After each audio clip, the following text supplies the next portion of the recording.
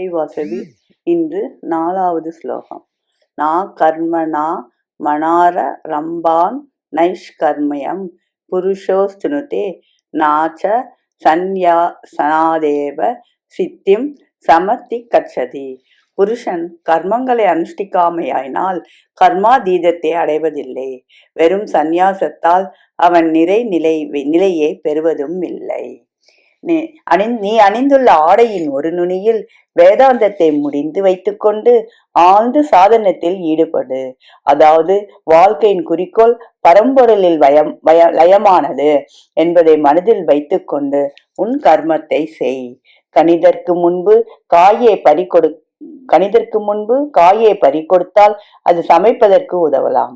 அங்கனம் பலவந்தமாக ஏன் ஒருவன் கர்மத்தை தியாகம் செய்யலாகாது? நன்றி, வணக்கம். இப்படிக்கு லதா ஸ்வரூபம் விருதாச்சலம்.